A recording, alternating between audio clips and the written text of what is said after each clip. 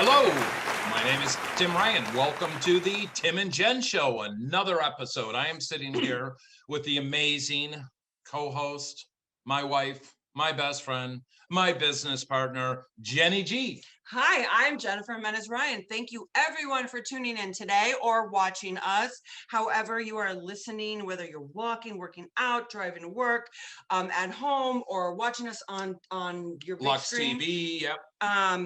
Welcome and thank you for tuning in today. I kind of like my like very professional look I have going on. You today. like that look, but this is something else for the people that are listening. You can't see this, but the people that can, this is Lux Life magazine that my wife was on the cover. Oh, hello, it's still on the cover. It's absolutely badass, and it was like an 8-page spread. It was really and I awesome. even got a picture in it. Yeah, it was, you're in it. But it was really cool to see a true photographer work with you as a supermodel actress. The whole set was amazing. Forget the set. I got to see you do what you do.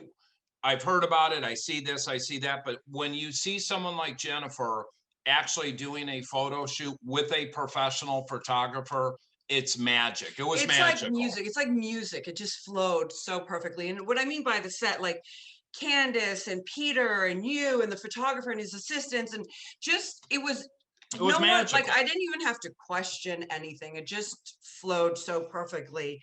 And speaking of flowing, so that's Lux Life magazine, who also Lux Media sponsor, is a platform for our show. And if you're listening and you ever want to watch it, you can go to your app store and download LUXE TV for free and watch all of our podcast previous episodes. Yes, and we have a phenomenal guest today. I'm really excited. He's super cool. You're jumping to the guest right away? No, I'm not, but I'm really excited about that. So please stay tuned and please stay listening. And I do got to talk about a couple of things. It's May, mental health awareness month. For all those who are struggling, have anxiety. I didn't know anxiety was part of mental health until I learned. And I'm glad that I'm able, it's funny because I was talking about my recovery for so many years, and I was so open about all these things that went on in my life, and I didn't talk about my mental health and that I suffered from depression. And a few years ago, probably 4 or 5 years ago, I kind of started talking about it. And then somebody had died. It was 2 people that I knew very well had died in the same week. And so I went on social media and I talked about it.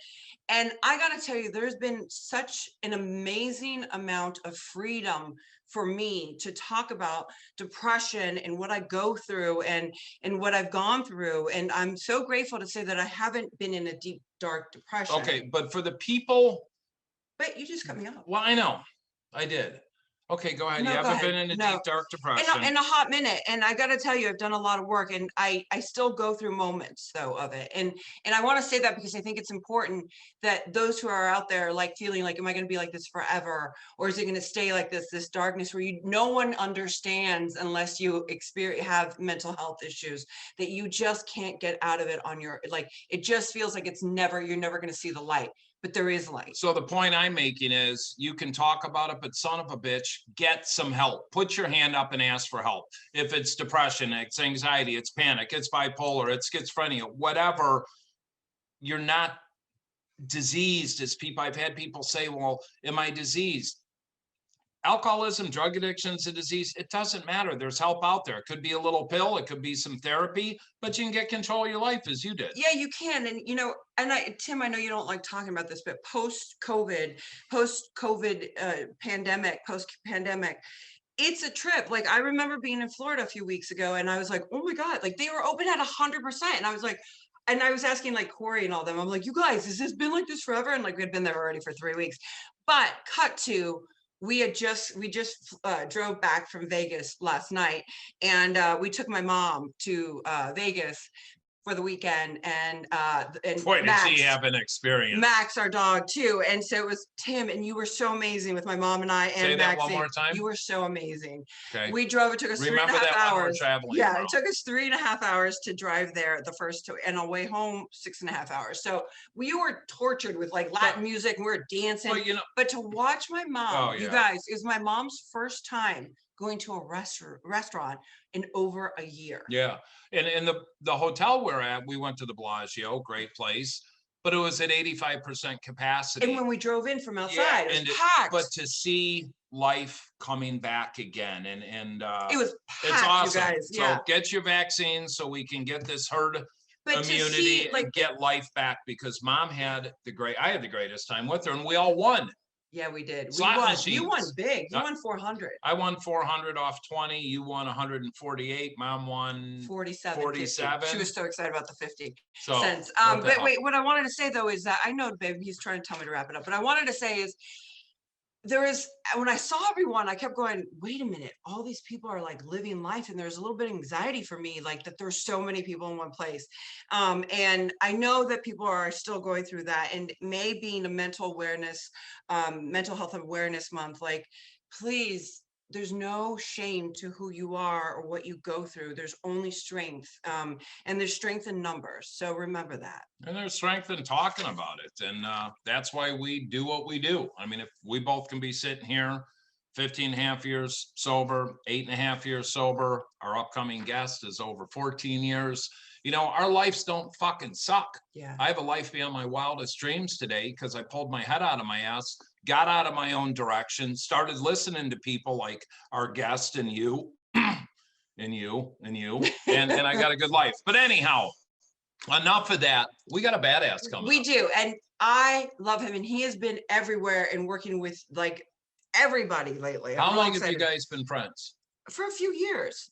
I don't know. How many years? We'll get to that. You can't ask that until we introduce the guest. Anyhow, coming up, we have Greg Baldwin, who is a stand-up comedian and actor. Today, Greg performs in comedy clubs throughout Los Angeles, including the Comedy Store, the Hollywood Improv, also up in San Francisco. He's a host of a popular podcast, Second Chances. Download it, check it out. Him and Jimmy run it. It's a phenomenal podcast. He's a member of the Actors Theater Guild, Actors Theater of San Francisco, and has been a lead in numerous how do you pronounce that word? Theatrical, babe. I can't say that. It's like philanthropy. I can't fucking say that either. Productions, acted in over 15 short films, produced 3 shorts, and has voiced commercials for PlayStation, Bonds, Kenneth Cole, Volkswagen, CBS, iHeartMedia, and I watched on his sizzle reel this kick-ass Doritos commercial with the dog, and then another one where he had to admit he was a Republican. Anyhow, Greg, welcome to the show. How are you? I'm good. Hey, Tim and Jenn, how are you guys? We're blessed, man. How are you? I'm doing great. You are amazing, Tim. You are amazing. Wait a minute. I do got to say, last year, during COVID, like, I feel like a lot of men went to like nature, and like you had a big beard and like the whole thing, you're fishing. You went fishing for like months on end. You went to Alaska, right? So yeah, I was, so what happened was, I go to Alaska. I've been like 6 or 7 times, and I didn't really plan on going. And then I'm like, you know what? I'm going to go to Alaska. And so I just got a one-way ticket. My friends have houses up there. So I get to stay for free. Awesome. And I fished for 55 straight days. I did not miss a day. 55 straight days in Alaska. And I meditated, and there's meetings, the recovery up there. And it was phenomenal. It was an experience. To be able to go to Alaska, but be able to fish. I love to fish, and to be able to do it for 55 days. What was your best catch? So I caught about a 15-pound rainbow trout. That's big. I don't know if you know rainbow trouts. They're usually like a pound or 2 pounds, and some of you get like lake ones, but this is a wild rainbow trout in Alaska, and it was jumping out of the water. I had to chase it down the river. It took like 20 minutes to get in. It's a trophy fish. This is a once in a lifetime fish that you catch, and it was amazing. And I caught it, and there's a million salmon. The salmon are better eating. So this fish, I caught it, I brought it up, lifted it out of the water, took a picture, put it right back in, and he swam. Good for you. Thank you for doing that. That's, if you're not a fisherman or fisher lady or whatever, that's what it's all about. Unless you're going to eat it, release the son of a gun and let him go back. Did you grow the beard for 55 days straight? I don't know if I shaved up there. No, I I don't know hadn't if I shaved. showered. Well, I think that like I keep talking about the beard because it's so not who you are. At least I know you to be. And so like you went like all like nature, like just rugged and all that. So it was really cute to see you like that. Yeah. There's no girls to impress up there. So, Did you even shower? Oh yeah, I showered every single day. In the river. In the river. It's actually my buddies have houses, and it's like a little town with a Walmart and stores and everything, and the river's real close, and so it's not like roughing it up in nature, but it was, we're on the river every single day. It was probably one of the best summers of my life. Be grateful that you had the opportunity to do that, because a lot of people didn't. And I do gotta say though, some people that we know that like our friends, like people we know, like we've been doing some home meetings with people that we all know familiar, and they're like, it was the greatest year of our lives, like spiritually. Like a lot of people, and not only do we hear a lot of like negative things and people, we see on the news and all that stuff, people going through it, but I've been hearing lately, and you have too, like how life really, they took advantage of that moment that they had when we were on lockdown to do self-care. And I feel like that's kind of what you were doing, right? Well, I think at the beginning, like everybody, I wasn't leaving the house, laying around all day, and I was eating out of boredom. So I put on probably 5-7 pounds, something like that, and I started getting a little over. No, I'm still thin, but I was, my stomach started getting bigger, and and at some point, you have to, I would go for walks. I go out to the beach. You're afraid to hang out with anybody because you don't want to get anybody sick. I couldn't see my family, and so. I made the best out of it, but it was, I'll tell you, it was, and I've heard this from a lot of people. It was a period of correction for me. I like that. I like the way you phrase that, Greg, because I mean, even for Jen and I, we had COVID and all that, but we get married, we go into 2020, we get COVID, but what it really did was strengthen not only our relationship, but it really made us assess what's important in life and what's not. And we learned to slow down a little bit and smell the roses, if you want to say that. But period of correction, though. So I love that. Like that. That's so beautiful. Yeah. Greg, are you from LA? I'm from the San Francisco Bay Area. I've been here for a little over 14 years. So did you come down here wanting to get into acting and all that? Is that what brought you to LA? So I started acting around probably 1998. Besides the grade school plays and all that stuff, and I started acting in like 98, 99, somewhere around there, and I started doing theater in San Francisco, and I was a member of the Actors Theater of San Francisco, and I was doing a lot of plays, and I worked for CBS at the time, so I started doing a lot of voiceovers and stuff. So.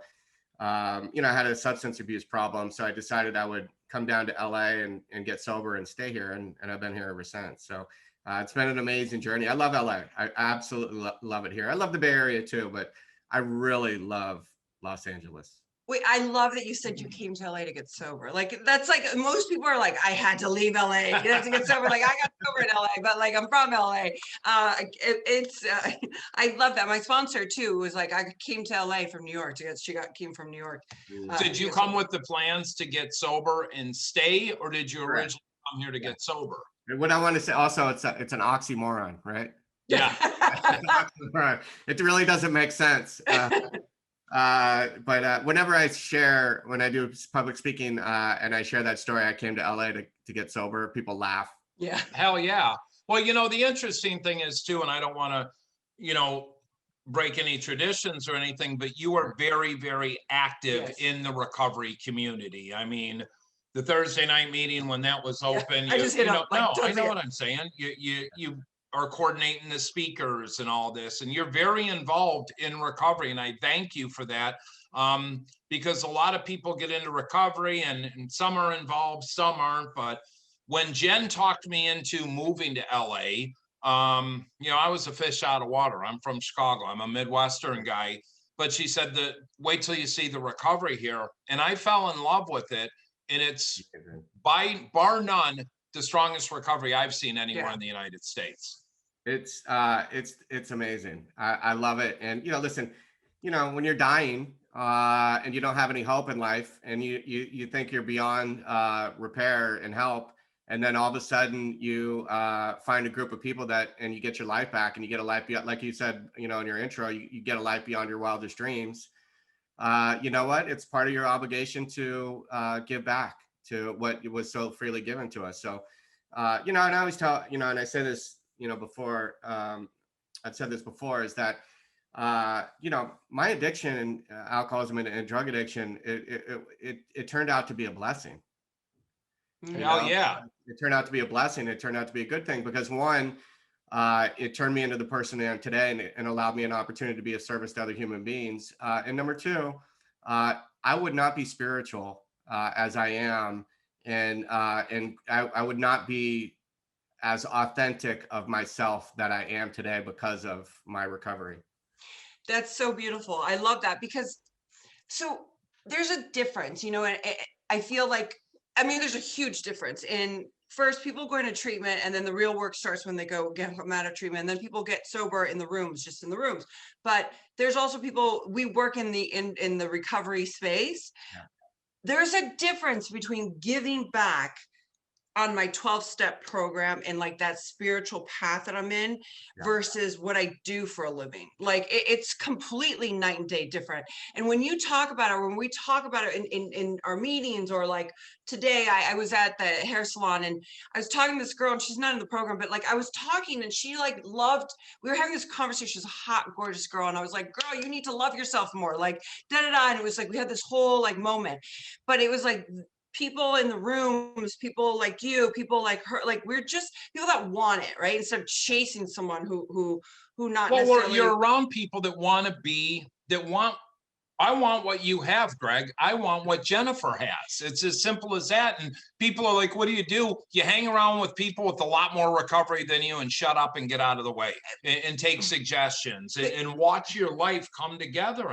There's a difference. So like we see, and I think about like that Thursday night meeting, like we see and experience and a lot of people who are not fully all there yet, right? Or will ever probably get there in their headspace. And I don't mean it in a bad way. And we love them up no matter what. And we're like, okay. And like, there's so much tolerance in that area and that space of recovery. And I love that, and I look at you right now and I get so excited thinking about like our family that we have in the rooms, and I'm like, God, I really miss that.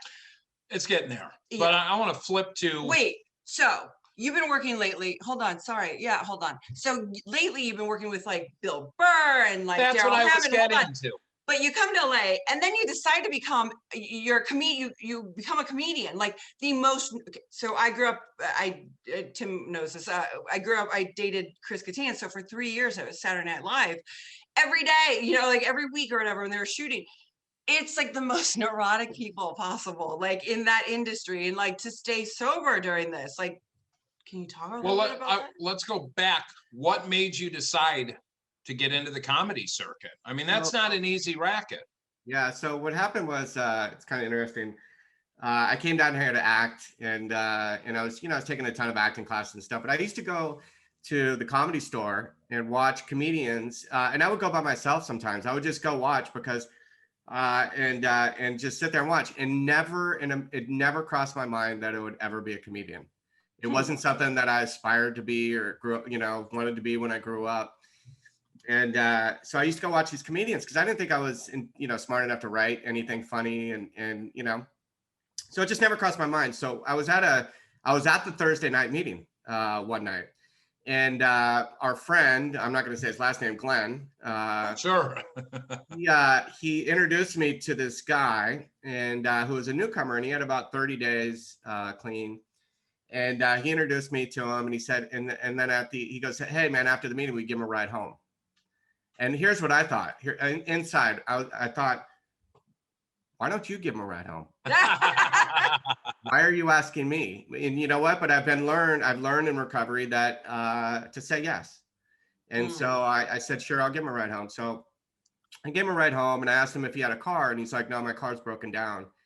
And I said, do you need help getting to meetings? And he said, sure. And so I started picking him up, and I started taking him to meetings. And so I would always go to Starbucks and get a coffee before the meeting. And he wouldn't order anything. And so I asked him, I said, "Are you broke?" And he's like, "Yeah." And I'm like, "Do you have groceries at home?" And he's like, "No." And so I took him grocery shopping. I'm like, "Where do you shop? And where do you want me to take you?" And he took me to Whole Foods. The most expensive place. And he got like a little basket for like $100 or whatever. But anyway, that's besides the point. I did my job, but it turns out he was a stand-up comedian. And so he invited me to go to a show to go see him perform. And I went to the show, and half the comedians up there were terrible. I mean, really terrible. It was they're called bringer shows, but it was at the Comedy Store, but it was like a lot of beginners. And I made a joke after, because I do a lot of public speaking in the jails, and I've been in there, I don't know, maybe 300 times sharing my story, and I've made people laugh. And I'm like, dude, I could tell drug stories and be as funny as half of these guys, just joking, right? Sure. And he says, "You want to try it?" Ooh. And I'm like, okay. But again, in recovery, I've been, I'm learning to say yes to life. And so I said, "Sure, I'll try it." So he put me up on a beginner show the following Wednesday, and I told some drug stories. And then at the end of that, I wrapped it up with a recovery message. And so I come off and people high-five me and stuff. And it was probably pretty terrible. But the host comes back up and he says, "Oh my God, I didn't know this was a recovery meeting." And everybody started laughing. And that was, I don't know, somewhere around 8 years ago. And I've been doing it ever since. And I want to say this, fast forward a few years or whatever, I was at the Comedy Store on the most famous comedy club in the world, on the stage, where the same curtain that Eddie Murphy and Richard Pryor and Jim Carrey and Letterman and Leno and Robin Williams and Whoopi Goldberg, all the greats have walked through this curtain. And I'm sitting back behind the curtain, and I was hosting the show. I was still relatively new. I was like, I don't know, a few years in, but I'm probably not that good. But I was hosting the show, and I did my set and did okay. And I'm sitting there talking with Bill Burr, who showed up and dropped into to do a set. And I'm talking to Bill Burr, looking out the curtain as I'm about to go back out on stage and introduce him, one of my favorite comedians. And I remember thinking, I'm like, how did this happen? Wow. Pretty cool. How did this happen? And you know what? You know how it happened? I gave a newcomer a ride home. Ooh. So you're gonna make me cry. I've literally, Greg, I have goosebumps with you saying this story. What if I was selfish that night? What if I was self-centered? What if the recovery wasn't about giving to other people and it was all about yourself? What would have happened? My life changed that night. Overnight. It changed. And now fast forward to now, it's like, I'm living my dream. And it's, you never, and I'll say this, Danny T, who we've all heard speak many times, my favorite quote from him, I'm paraphrasing, is he became an actor because he went and helped a newcomer on a movie set. Yep. And he says that everything good in his life came as a direct result from helping another human being. Mm-hmm. That's one of my favorite quotes. And then Jackie Robinson, who was the first Black baseball player, his quote is, "A life is unimportant except for the impact it has on others." Amen. I mean, I needed to hear that. Well, I did. But for you, it's your character that not only you go to Starbucks and you're picking the guy up, you agreed to take him home, but then you took him grocery shopping.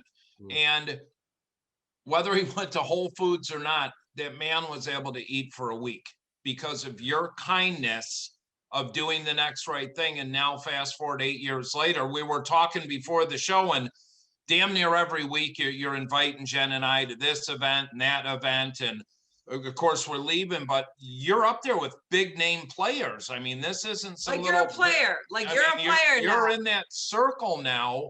And it's badass, but yes, it has to do with surrendering and you getting sober.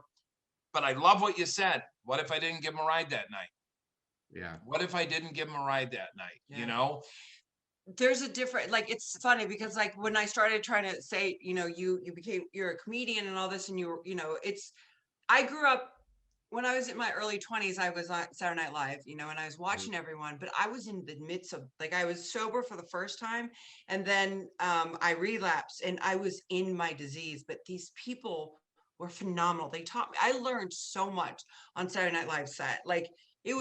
It insane. Will Ferrell, like, you know, Daryl, who you work with, and Jimmy Fallon, Chris Parnell, and Chris Colin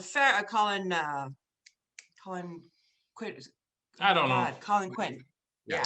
And Chris Kattan and all these people, and like, they were so giving and so great, but I was so in my disease. But watching some of them that were in their disease too, like, they were so neurotic, and I was like, wow, like, this is bad. Like, this is a reflection of me too, you know, like, and like, to be able to be healthy and to do this like you're doing is phenomenal. You know, I was just going to say, I pray every night that I use the gifts that God's given me to better serve humanity. I'm not a religious person, I'm a spiritual person, but I pray every night, you know, please allow me to use the gifts that you've given me to better serve humanity. And I think if I go through that, you know, through life with that mentality, and try not to be selfish and self-centered and worried about always what I'm going to get out of the situation and what I can give. You know, even when I do stand up, it's not about me getting the laughter. It's about me making the audience feel good, you know, and allowing them to escape from the hardships of their lives and to bring laughter and joy. And what better gift than to make, you know, to bring joy and happiness to people, you know? So I always pray to use the gifts that are given to me to better serve humanity. And hopefully I can stick to that. And if I have that mentality, then, you know, hopefully success will come but it doesn't even matter. I'm already grateful for what I have. I feel like success has come and it is here for you. Yeah. We just need more places to open up to get you out there. Yeah. Yeah. So yeah, I'm supposed to start touring. I've been opening for Daryl Hammond, who you mentioned. Daryl's a very good friend of mine, and we became friends. What happened with Daryl, we were hanging out a couple times, and my brother died in November of 2019. And when Daryl started calling me every day, and he started texting me every day, because he's had a pretty remarkable story of trauma and loss, and you know, he's had a remarkable story. So he has a lot of empathy. So he started calling me and texting me every single day, and we've been like talking and hanging out every day. He just moved here, so I've been opening for him, and which is really cool. And you know, you mentioned Saturday Night Live; he was on their 14th season. So, you know, I was telling him it's like getting to take batting practice with Derek Jeter of the Yankees. Absolutely. You know what I mean? And then he's teaching me stuff. So we did a show on Saturday night, and you know, he's saying, okay, this situation, when this happens, you could do this and this. And you know, you mentioned Bill Burr. I did a show with him a couple Fridays ago, and so he was going up. It was supposed to go me, then my friend Jimmy. By the way, the story of the guy that introduced me to comedy was Jimmy Shin. Okay. Oh, it was? Yeah, he introduced me to comedy, and now we've been working together for 8 years. And he's really the one that I have to give the most thanks to, because he's made this all possible for me. But it was supposed to go me, then Jimmy, then Bill Burr, and then Bill Burr had a set at the Comedy Store, and he says, "Hey, I need to go up early." So all of a sudden, it was Bill Burr, then me. And that's the worst spot. That's the worst spot you ever want to be in, is to follow. You know, he's probably one of the top 10. You know, the guy sells out 20,000 seat arenas. So, oh yeah. So I'm like, oh God, and you know, but I've been working hard for 8 years. But anyway, so you know, I'm sitting with Daryl. He was on the show that night too, and he says to me, he says, "Listen, you got to get up there and you got to acknowledge it, because he just killed. Bill Burr just killed." So he's like, you got to acknowledge it, and you know, and then you go into your set. But they were filming me that night, and so the camera guy told the host, "Hey, do a joke in between, because we need time to set up the camera for Greg." So she goes, and she's like, "Oh no," because she knew the joke was going to bomb, right? So she did the joke, it totally tanked, and then Daryl says to me, "Okay, forget it. Just acknowledge it and go straight into your set. She fell on the sword for you." And so I did that, and I ended up killing one of my best sets ever. And so getting back to working with Derek Jeter, you know, working with one of the greats, it's so great for me, you know, to have a mentor like that, to get to learn from and get that tutelage. And it's just, you know, I pinch myself. So the interesting thing is, with you saying that, you had fear kick in, knowing that you had to go after, but in hindsight, it was the best thing, because you had one of your best sets ever. Yeah. Badass. It's so awesome. Who were your heroes in comedy, whether they're still with us or they passed on? Who are the heroes that you looked up to? So, I always said like Richard Pryor, because, I love Richard Pryor because he talks about, I talk about crystal meth. I talk about dating. I talk about my most embarrassing thing that I've ever done. I talk about the things that normally human beings, like, we wouldn't talk about. And I talk about it from stage and try to find the humor in it. And so I really loved Richard Pryor because he talked about burning his face, smoking crack, and, and his mom being a prostitute. And like all those things that you would have shame about or be afraid to talk about or whatever, he brought those to the stage and made them funny. But I think the one that had the most impact on me was Eddie Murphy. And because I grew up with his specials, Delirious and Raw. Yeah. And so with him with his leather pants on and his leather outfits, and he would do the ice cream, remember that one? Yeah. His mom with a shoe, on the shoe, and it always stuck with me, those, and I think so that had the biggest impact on me. But now I think pound for pound, my favorite comedian of all time is probably Dave Chappelle. Amazing, and why is that? He is so good. He can take social issues like, Black Lives Matter and police brutality and whatever's happening, in politics or whatever in society, and he can find the humor in it. And his writing is just phenomenal. And I'm like, how? I'll tell you a story. And I heard this on, I think it was on Rogan, but so Kevin Hart, and I'm paraphrasing the story. Kevin Hart calls up Chris Rock. And he says, hey, I'm going to be at the Comedy Cellar tonight working on Student Interior. You want to come meet me? And so Chris Rock is like, yeah, I'll come meet you and I'll work on some stuff too. So they get to the Comedy Cellar. Kevin Hart gets up on the stage and he does his set of his new material, comes down. Chris is like, oh yeah, that's great, man. And, gives him a couple punchlines or whatever. And then Chris Rock goes up and he does his set and comes back down, and Kevin Hart's like, oh, that was great. And, they talk about their sets and their material and stuff. So they go upstairs, they have dinner. Well, Dave Chappelle shows up and they're like, oh, what's up, Dave? And then they start talking and they're like, Dave, you going to go up? And he's like, I don't know, I'll go up maybe. And then it's like, come on, go up. We'll come down and watch you. So Kevin Hart and Chris Rock are in the audience watching Dave Chappelle perform. And he does his set. And after his set, Chris Rock and Kevin Hart look at each other. They grab their notes and rip them up and throw them away. That's the truth. I mean, and I grew up watching all them. I loved Sam Kinison. I thought he was great. I'm a Chris Farley fan forever. I always liked, and I still see him out there, Andrew Dice Clay. He wouldn't get away with what he did today. No. Well, I mean, the guy shot himself in the foot when he went on national television, and they said, you can't drop any F-bombs in this. And that's the first thing he did. And his career tanked after that. So wait, I've been like thinking about what you were saying about what you do on stage. And like, I feel like the greats do that, like even in speaking, like I have no shame in telling my story, like in certain when we're speaking or whatever it is that we're doing. But there's so much humor to the insanity of our lives. And I'm dying to know, what was the most embarrassing thing you've ever done? So I guess I won't ruin the joke, but I rubbed wieners with my best friend when I was 9 years old. That's awesome. I still do that with my best friend. Get together. Let's do a little penis rub. It's a common thing with kids. Hell yeah. It's not, but nobody will ever talk about it.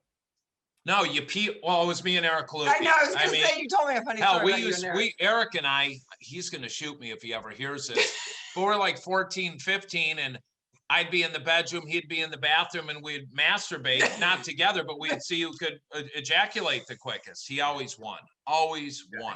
But, that's, you pee on trees.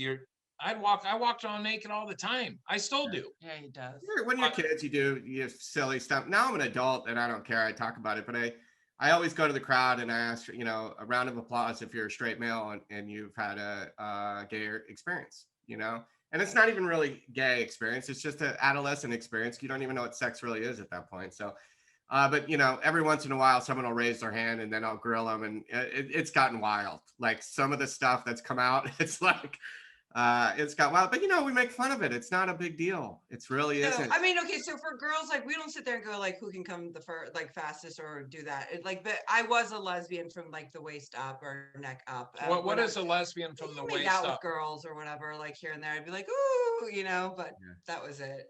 Well, that gets guys' attention a lot. Is it, or did we just break something new in a relationship? You know about this, Tim? Yeah. Who's the last girl you made out with? Brandy. Glanville. I bet you and Brandy made out all the time. We just did it for shits and giggles. I mean, I can't even believe You were with her last week and you guys were doing the same that's thing. Not true. I'm only joking. Not true at all. Swear to God, it's not. What is it like though? Because when you see comedians up on stage, there's always that one or two in the audience that they're using as their sounding board. What's it like when you're, I hate to say the word picking, but you're kind of picking on a person to have fun. What's it like, or has it happened to you? Has it ever went sideways and the person gets all bent out of shape, or do you just roll with it? So the only time, usually the heckling, if you get heckled, it's usually a drunk person. And so I was doing the San Jose Improv the August before not last August, the August before. I was doing the San Jose Improv, and this girl that I know actually came, and she got really drunk. And she kept interrupting all the comedians and they kept warning her. So when I got up, I go, hey, you got one last chance. If you say anything again, you're going to get kicked out, because they had already wanted to kick her out. And so she started making noise again. She was drunk. And the police during my set came in and took her out during my set. It was awesome though. But listen, when you're I had all my family there and stuff like that. I had to restart a joke from the beginning or kind of the middle. And listen, when you're on, you make the most out of it. And sometimes those things that happen like that are the best times, make for the best comedy, because it's fresh, it's authentic. But I'll tell you one time I bombed. This is the only time I ever did a show. Usually when you do a show, you get courtesy laughs. There's always some, because nobody wants to sit there and not laugh and watch somebody bomb, because it's really uncomfortable. But I did a show. I was pretty new at comedy, and I used to do this thing when there are girls together. I would ask, "Are you lesbians?" And they, if they said yeah, and I'm like, I don't know why I get so excited about lesbians, because that means I have no chance of sleeping with you. And it was really stupid. It wasn't funny. It wasn't that funny, and it was a new hacky thing that I used to do. And then. But I said that to these two girls, and then this one girl in front raises her hand, and she goes, "Oh, no, honey." She goes, "It's okay. I'm straight. You got no chance of fucking me either." And I froze, right? I didn't know. The whole place laughed. It was the only laughter in my whole set. And I froze, and what I did is as a rookie comedian, I tried to go straight into my jokes. And I had to acknowledge it. Now, if that happened, I'd say something like, "Oh, that's funny. I got an 8 ball of cocaine in my pocket that says you will," or something like that. I would have talked to her, but I was new, and that never happened. And so I tried my jokes, and I swear to God, I did not get a single laugh. And I walked off that stage. I bombed so bad that the girl that heckled me, she came up to me after, and she's like, "Oh my God, I am so sorry. I ruined your show," and she gave me a hug. So I bombed so bad that the heckler gave me a hug and apologized after that. That's awesome. That's awesome. So you talked about, and this is something I just learned, that you speak in whether it's county jails or prisons, obviously not now due to COVID. Yeah. When you're doing that, are you just sharing a recovery story, or are you doing some comedy with it as well? So it's recovery.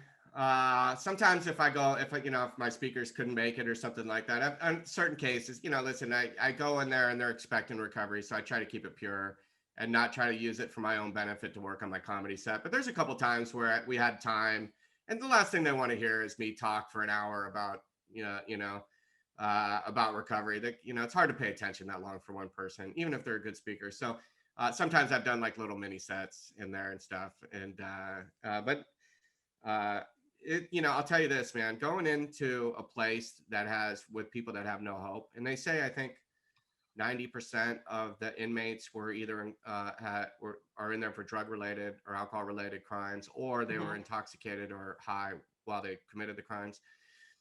And a lot of these people don't have hope. Yeah. Tell me about it. Yeah. you go in there and I know you have experience with this, Tim, and you go in there and you bring hope to people that don't have it. And, and I always heard people share that I've gone in there with say, oh, the best thing is coming out because you can leave and the door's closed behind you. Not for me. The best thing for me is going in and the door's closing behind me, walking in. That's the best thing for me because I know that it's funny because I was meant, there was, when I was growing up, I used to watch all those TV shows like Locked Up, and I was really fascinated by jails. I've been in jail, DUI and drug paraphernalia a couple of times, but I didn't like being in there. But there was always something about jails that I was fascinated by, and it turned out that it was going to be a huge part of my life. That, it's a huge part of my life. I actually, the last prison I was in, Sheridan Prison, as soon as I was off parole, and I was off parole in 9 months, I was one of the fastest people off. They had me back in that prison speaking. And it's one of the coolest experiences, and I got to share the story because I've already got goosebumps. I was in Flint, Michigan. We're doing 25 events in 5 days.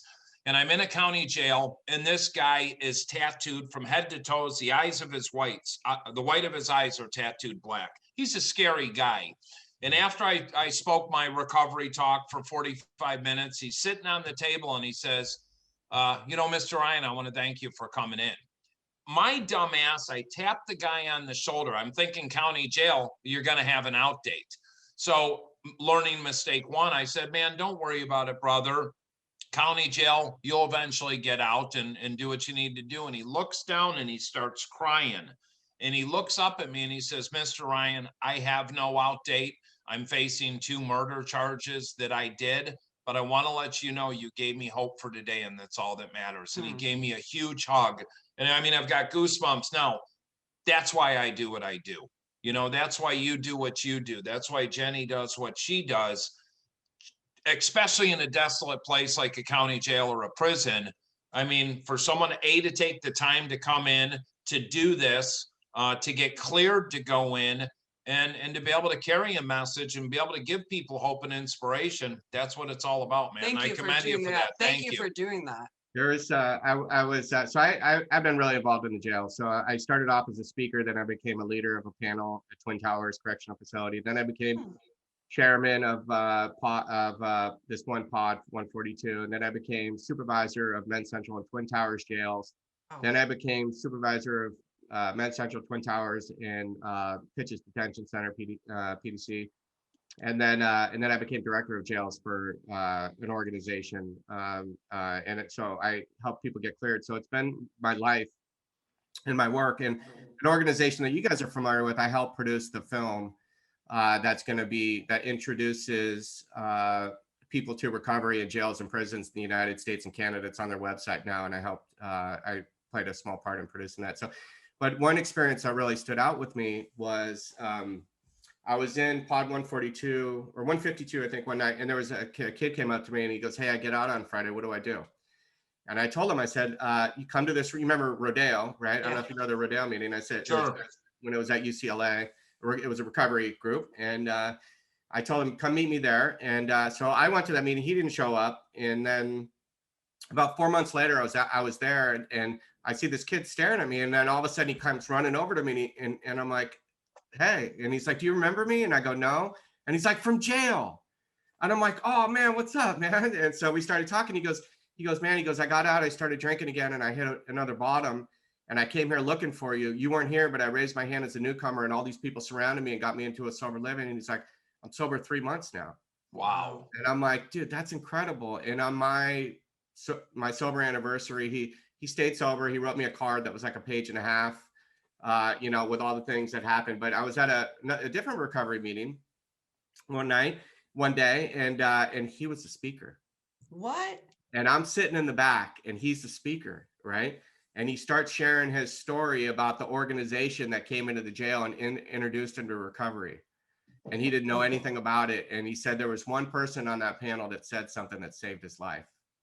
And he looked at me and smiled. That's amazing. I had a moment of clarity, a spiritual awakening. And I realized that, like we talked about earlier, that recovery is not about my job, my career, comedy, and listen, you know, it's also not about that freedom and comfort that I got from recovery, but it's really about service, you know. And then maybe it's a little bit about all of it. Maybe you have to take care of myself and be a good example. So, you know, so I can be a good example. And then maybe I have to have that comfort and freedom and serenity so I can be passionate about it. But ultimately, the real gift is service. And Amen. He's still sober today. No way. Yeah. That's just amazing. I just got the goosebumps. That's beautiful. That is beautiful. I could talk, and I won't because Jenn's here. I could talk about prisons and all that. Talk. I don't care. One more story. Please, you guys. I like, because I'm here. It doesn't mean that I can't relate. I was an inmate in Sheridan Correctional Center in Illinois. It was my third DUI, aggravated, OD'd on heroin, hit some cars, almost killed 4 people. Thank God they're okay. But there's 4 instrumental people in that prison. My cellmate, Big Perk, Officer Bullock, Brian Bullock, who's a dear friend of mine now, Marquise McInnes, and James Williams, big gang guy. They were really instrumental in keeping me grounded because we're a therapeutic community. It was still a medium prison, and you did group 3 hours a day, but I was a minority, and those guys called me on my bullshit and humbled me. Fast forward to 3 years, I'm out of prison. I'm back in Sheridan speaking. And I'm doing all the dorms. So I did a week of going to every dorm, speaking to all 2,000 inmates. And I go into building 26, A Hall, and who's the first person I see? Marquise McInnes. And he comes up and he gives me a huge hug and he starts crying. I said, "What are you doing back here?" He said, "I didn't heed your advice. I thought I could go play in the game one more time, and they got me really, really quick." And we were able to really have a great experience. And I said, "Marquise, as I'm doing my talk now to the 50 or 60 inmates in this pod," I looked right at Marquise McInnes and I said, "Marquise, you have to understand, you're one of the people that helped save my life when I was an inmate here 3 years ago. Without you and these other people, I wouldn't be back in here in prison." And this guy is just crying like a baby, and he's out now, and we talk through social media, and he's doing all the right things, but you never know when someone's going to impact you and how they impact you and when you're going to pay it forward. So that's a blessing of this whole thing we do because of recovery, I guess, you know? You guess. Yeah. It's only because of recovery. Yeah. I mean, there's nothing I would be able to give anybody. And being married to me, you give a lot. You deal with all my kids and the exes and the traveling and the packing and my, what do you call me? What do you call me? He's a tall toddler. Tall toddler. But I don't deal with your exes. Well, you know what I mean. Yeah. They're in the, forget it. Dancing. No, but it's so beautiful. Like I listen to you guys and I think about these stories that like I've experienced through things and time. And sometimes you go like, you see someone and you go, "Oh my God, you're sober. Like, this is so beautiful. Like you made it through." You know, it's kind of, it is a miracle. It is truly a miracle that we're all sitting here and we're able to tell these stories first and foremost. And the fact that like that one yes that you said changed everything for you, you know, and those one yeses for every one of us, how it changes everything, you know? Yeah. I mean, you don't know how the doors are going to open.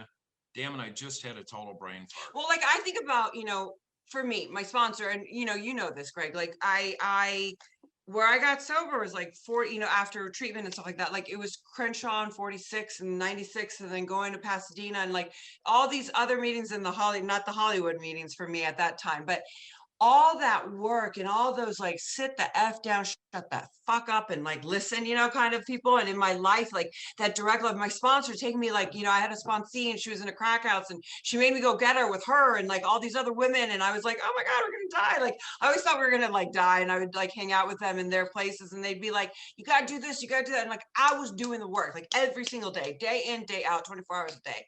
And then all of a sudden I get asked to do a show that is all about like recovery. And then my anonymity, you know, gets open and spoiled and everyone knows about it because I chose that. But it led me to the path that I'm in now. Absolutely. You know, and that one yes. I used to watch you on that show. before we were friends. And I knew you before we became friends. Heavy? So it's you knew me heavy. You can say it. I knew you heavy. That's awful. Why do you? I knew, well, I didn't say, no, I didn't know you. No, I said that. But I knew who you were. So now it's kind of surreal that we're friends. But there was something that you shared about I want to talk about that you were talking about before I came on, was about mental health and depression. And so I think from my understanding, I think it goes hand in hand with being an addict or an alcoholic. Yeah. And and I don't know. Listen, I'm not a doctor, so I think there's something with the brain chemistry that doesn't release the right chemicals to your brain or whatever, but something that I did that changed that. And listen, I'm not, I would go through, like you were talking about, I would go through like a month of severe depression, and I started meditating. And I started doing this. It's one form. I don't like to promote it, but it's called transcendental meditation. And it's where I meditate 20 minutes twice a day. But I want to tell you that, you get what happens is you get this mantra, and it's like a meaningless phrase, and you learn how to just sit still for 20 minutes, and you're allowed to have your thoughts. And then you think the mantra, and it's like and there's different forms of meditation, and they're all great. But this one, it's like, the ocean's on top, and that's your life, and it's loud and crashing and everything. And then the mantra brings you down to the very bottom of the ocean where it's completely still. And that's all sorts of thoughts. So, and then you go up to the top of the ocean. Anyway, but the day that I started this meditation, Jimmy Shin and I, we were doing it together, and we came back to my house, and I made him some salmon, of course. And, and I drove him back to his car. And when we get to the car, he gets out, and there's a woman screaming, yelling, right? And I'm like, what is that? And he goes, over there. And I look out, and there's this woman at an SUV, and the back door's open, and she's yelling. And so I go over there, and she's yelling, don't die, don't die, don't die. And I look, and there's this tall guy hunched over, and I'm like, ooh, opiate overdose, right?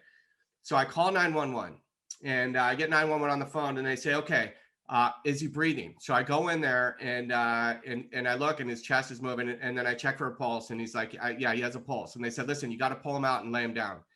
So I pull him out of the car, and I lay him down, and they're like, is he breathing, right? And so I check, I unbutton his shirt, he's not breathing. I check his pulse, he's flatlined, he's not, there's no pulse. So I'm like, there's no pulse. And they're like, you got to do CPR, right? So I start doing CPR on him, and I do it for about 2 or 3 minutes until the ambulance comes, right? They come, they give him a Narcan shot, he comes out, and he lives.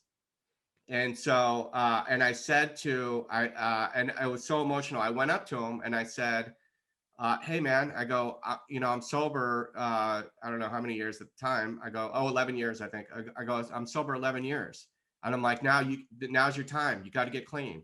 And he goes, okay, man. Okay. So I went up to his girlfriend, and I said, hey, I'm sober 11 years. And she goes, oh my God, do you know so-and-so? And it's somebody I know from the meeting at the hospital that we go to on Sunday. Yeah. And I'm like, of course. I go, of course I know this person. And she goes, you just saved his brother's life. Wow. And so about a few months after that, I was at the Comedy Store recovery meeting, and I walk up, and there he is. Wow. Amazing. And the guy's brother's like, that's the dude. This is the dude. This is the guy that saved your life. And I walk up, and he's like, hey man. And he got like kind of weird. And I'm like, oh, he wasn't very grateful, but you know what? It's awkward. He's embarrassed. And so we go in the meeting, and somehow at the end of the meeting, I ended up holding his hand at the end for the pray out. And right after, he just looked at me and just hugged me, and we just sat there and hugged, and what a thing. But I want to go back to this. There's this weird serendipity stuff that happens, these coincidences, little miracles, little things that happen in my life that point me in the right direction. Giving the newcomer a ride home, becoming a comedian, or weird little things that point me in the right direction. And it's like, and I've heard this before, I'm like in a raft going down the river. You just let the river take you down. You got to steer, right? And paddle. Right. And so there's been all these little coincidences, and that was the day that I started meditating. That the universe put me in this guy's path to help. I don't know if he would have lived or not, but it put me in his path, and that showed me that meditation was where I need to be. And since I've been meditating twice, 20 minutes a day, something has transformed in my brain and in my thinking, and I'm smarter, I'm more serene. My depression went from 1 month to sometimes 2 days, usually 2-3 days. Something about meditation is conforming me. It's allowing me to be the best version of myself, and it's fixing the pathways or neural pathways through my brain to help me with depression. So I want to say this, is that if you do suffer from depression, listen, it might not fix it all, but meditation definitely helps. So yeah, no, it does. I'm sorry. No, go ahead, sweetie. I love what you said. I mean, that was powerful. I mean, like, you're insane right now. You're on fire. Like, you really are. I don't know if it's helping other people. You're really helping me right now, and I want to thank you for that. I feel that, like, we talk about like doing the 12 steps and all this stuff in a spiritual experience, but you're talking about people who have been sedated and numb for so long on, doing drinking or drugs. And then you're like, oh, welcome to the world of feelings, feel these feelings and understand them. You know what I mean? And you're like, what? And like, I didn't know that I had trauma. Like, I didn't know until later on, after I got sober, like years into it, even 7 years, did I realize, like, I remembered sexual assaults and like doctors trying to take advantage of me, that took advantage of me sexually. And I'm like, I didn't know that. Like, and I'm saying this for the first time, I think, on the show, but I didn't know that. And I'm supposed to understand this feeling, when it comes up. 7 years sober, like your 11-year experience of watching somebody, that's traumatic, and you were able to show up for it, and we're allowed. And like, how amazing is it that it's the day that you started meditating, like that day, and then you save a life. But a lot of people don't and then they're either a lot of times they're on Suboxone or other things, and it's numbing their ability to have a relationship with someone else. And then, like, I'm in a bad mood. Maybe it's not because, I'm mad at you, but it's because I miss my dad because he's dead. Like, I mean, it's different things. The point is, and thank you, you're adding more tools to the toolbox. And I know for myself, I'll use the I statement. I am always wanting to learn more, understand more, to better myself. And when Jen came into my life, the things she's taught me how to say no in this, and to spend quality time in this, I've learned so much. And I try to meditate, Greg, and we'll talk offline about it, because I need to, for me to sit still for 2 to 3 minutes is a huge accomplishment. But I liked your analogy of you're at the ocean, because her happy place is South Florida in the ocean, because the water's clean, not like LA.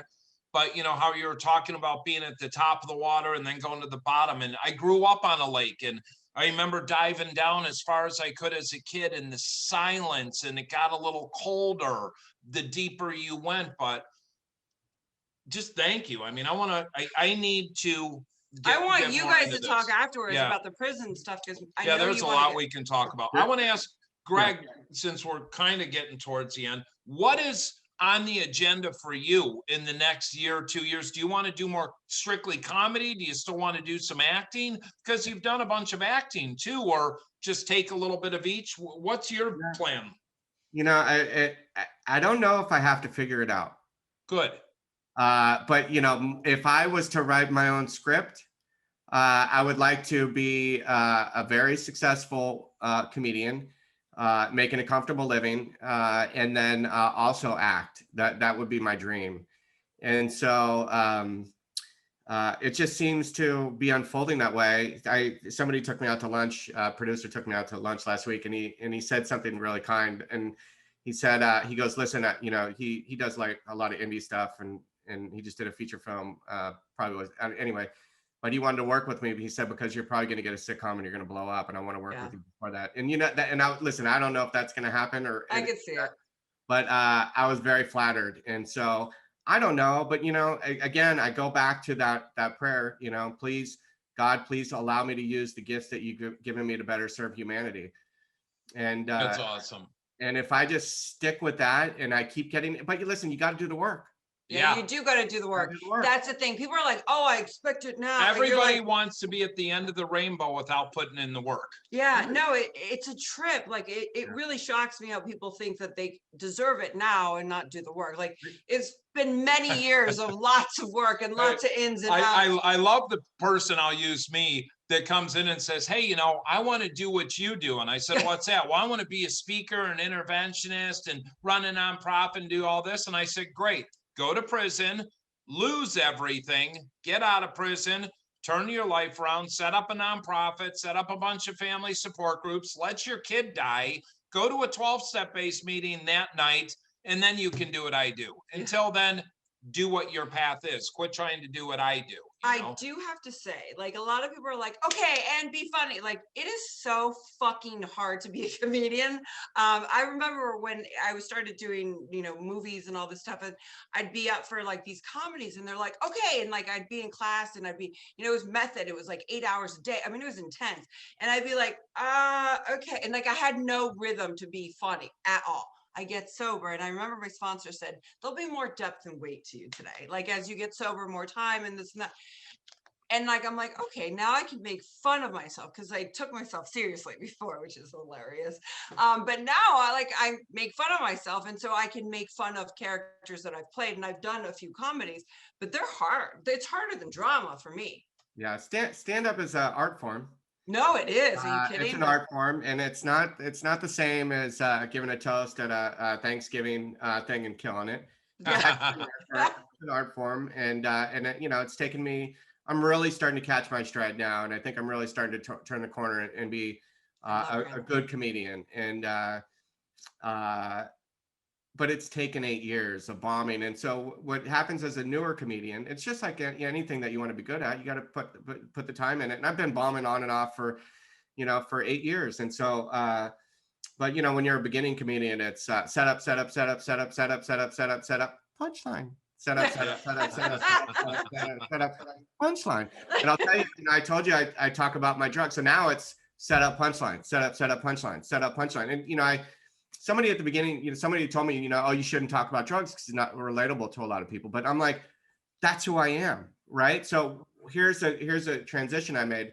I used to say, I like in my comedy, I would say, "Oh, I'm recovering from, I'm clean and sober, and I got down to 118 pounds. I was missing teeth. I was living out of my car," and like all this stuff. And people are like, "Oh my God. Oh my God." And then I would get into my set. So now as a professional comedian, I say, I recently quit smoking crystal meth. Right. So I just said everything I said within 2 sentences, and then people laugh. So like you said, it's an art form, but then there's always people are like, "I want to do it." And so you know what? I encourage people to follow it because I don't know who's supposed to do what or whatever. But I tell them, I said, "Okay, you write something, go to an open mic and try it, and then come back to me and tell me. I'll even go to the mic with you, and I'll try something new." But then there's always the guy, I just last weekend I drove down with Daryl Hammond. We drove down to the Bay Area to do a show, and this new comedian, he's been up like 10 times, found out about it. And he's like, "Hey man, he goes, I want to go on tour with you guys. Can I go with you?" And I'm like, "Really? After 10 shows, you think you're ready to go open for Daryl Hammond?" So, but you know what? I encourage everybody because I don't know who's supposed to do what or whatever. And again, I use the gifts. And you know what? Daryl Hammond's mentoring me. The Ant, who's a judge on the Last Comic Standing, that was my first mentor. People have always mentored me, and it's I'll mentor somebody, or I'll help them as much as they're willing to put in the work. Mm-hmm. That's it. Yeah. That's it. It's the same thing in recovery. It's the same in business, whatever your business is, acting, comedian, supermodel, actress. I don't know what I do today, but I'm still trying to figure it out. But yeah, you've got to have mentors, but you have to give back, and that's what I don't know why I'm going back to this, but when we're talking about giving back, for the people that are listening that write checks and donate money here and there, go down and go to a homeless shelter and feed the people and actually spend some couple hours there and get to talk to people. And because people have this preconceived notion, and they're some of the most fascinating people in the world. They have hearts of gold, and nobody chooses to be that way, but actually go get involved with whatever charity you want to support or do. Because I'll tell you, I ran a nonprofit for almost 7 years, and I never took a salary, but all the people that would say they want to get involved, and when you're doing the event they're not there to be found. It's tough. So I thank you for everything you do with giving back and helping. Yeah, you do a lot. You do a lot for our community. Life is amazing, and we're human, and have good days, bad days, and But you're speaking really positive, and I got to tell you, really positive. Also, not just about like your life and what you've learned and what you've gotten and so freely gotten, but you're talking really positive about your career and your future without even saying it. Yeah, your energy. Like I'm just like, I love your answers and your way of seeing things, because like I think like that. I just don't always say it, but I didn't know it until I heard it from you right now. Like, I don't have to figure it out. People always say like, oh, are you a model? Are you an actress? Are you this? Are you a recovery advocate? And I'm like, I don't really want to have a label. Like there's not been a one like me. And so I don't need to label it, and I don't know where the future is taking me. And I've been really kind of toying with directions that I want to go and directions we want to go and directions you want to go. Like I've been toying with different things, and there's not really anything set in stone, and it's okay. I'm in my 40s and I don't need to have it all the answers. If you dedicate your life to helping others, it's going to be a very good place that you go. I love that. I love that. Greg, how can people that are listening find you, follow you? What's the best way to find you? So the best way to find me is on Instagram at Real Greg Baldwin is my Instagram. I'm also on Twitter at Real Greg Baldwin. I don't use that as much as I should. In fact, I don't really use it at all. Or you can find my podcast. It's secondchances.tv is the website. There's a lot of second chances when you search on Apple and stuff, but it's secondchances.tv will lead you there. And you can also go to my website at realgregbaldwin.com. So wait, I do want to talk a little bit about I know that we're running over, but I want to talk a little bit about your podcast, because it's a badass podcast. I had the honor of being able to be on as a guest with you and Jimmy. You're amazing. You guys take, I was so blown away by the way that you line it up, like all these quotes that I said, and I was like, I said that, like when I was talking, and I can't believe how you promote it. You do a phenomenal job, and you've had the most amazing guests on your podcast. How long have you guys been doing it? So I started the podcast with Ant, and who was a judge on The Last Comic Standing, my first comedy mentor, and we started it because we wanted to, it's been about 3 years. And so we started it because we wanted to bring hope and inspiration to the world. So he left, and then I did it on my own. And then Jimmy and I are, like best friends. So we started doing it together. And I've had on Carney Wilson from Wilson Phillips. I've had on Margaret Cho, Joe Manganiello. Love him. Yeah, he was great. I've had people that were a guy that was out of prison on a murder charge. He was in for life. He had a life sentence on murder, and that came out and started a nonprofit to help people transition back into society. Awesome. I had the head sheriff of LA County Jails, who was the number 2 person in charge of the entire California state prison system on. Who was that? Terry McDonald. Wow. And she's like she's retired now, but she was a super, super powerful woman in the corrections field. And she was number 2. She was the undersecretary for the entire. Huge. And she's a good friend of mine. And then I had a guy on that worked for the mayor's office that he told the story how his mother and his brother were murdered, and he told it the first time and how it impacted his life. Told it for the first time to in public on my podcast. So, and it's just like you guys. You know what? I like interviewing interesting people with great stories. Yep. And I like hearing people's stories and getting different perspectives from different cultures and upbringings. And the foundation of our podcast is people that had a second chance in life. It could be cancer, it could be recovery, it could be. I had a photographer. I had a woman who has a son with autism. I actually had somebody with autism on the show, and so it's just amazing. So I just love talking to people and getting their stories. So my dream would be to just be a great interviewer, have a successful podcast, be a stand-up comedian where I can make people laugh, continue my journey in recovery so I can be of service to other human beings, and do some acting. And if that's what happens, that's great. And if God has another plan for me, that's okay too, because I know it's all going to work out, and my life is going to be amazing if I stick to dedicating my life to being of service to others.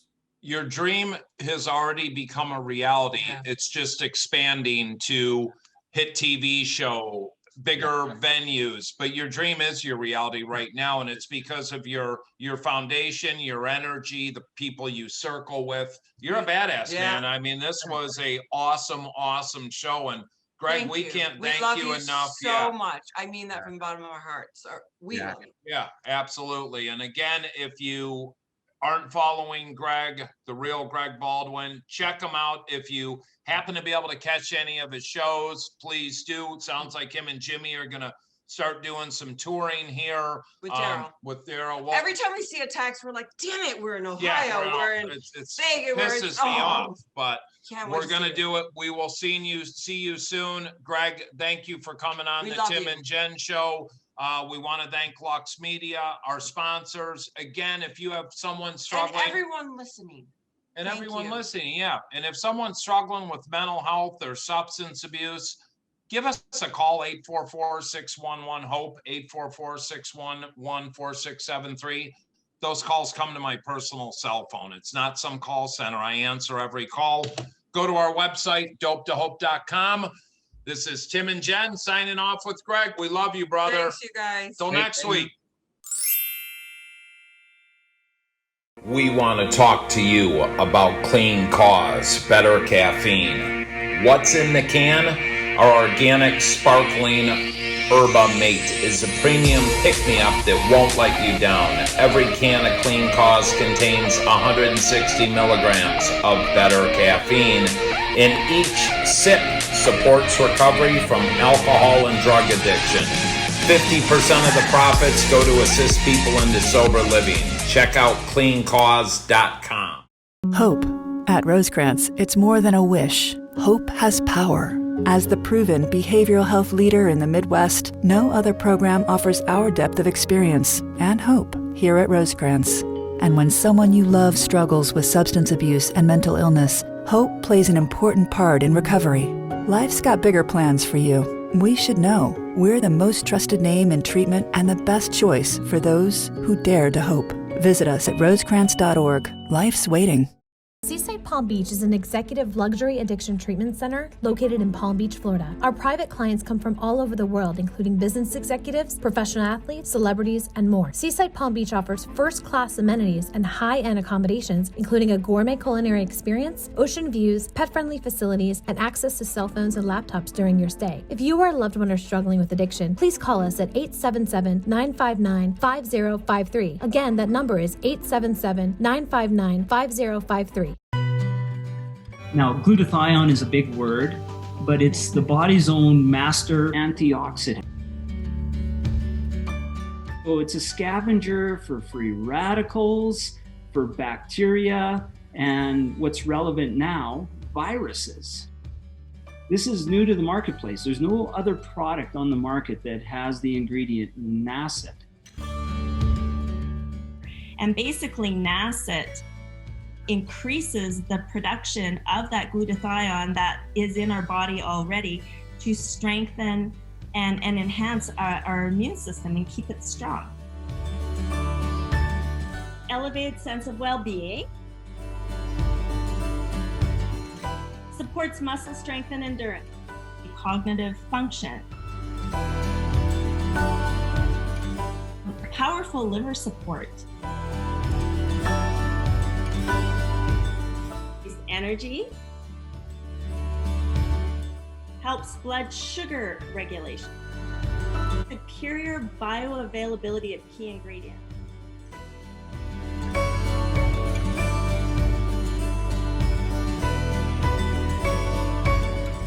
One of your best defenses against COVID is a strong immune system. Taking GSH Plus as a daily supplement does all that. And now we have the product out on the marketplace.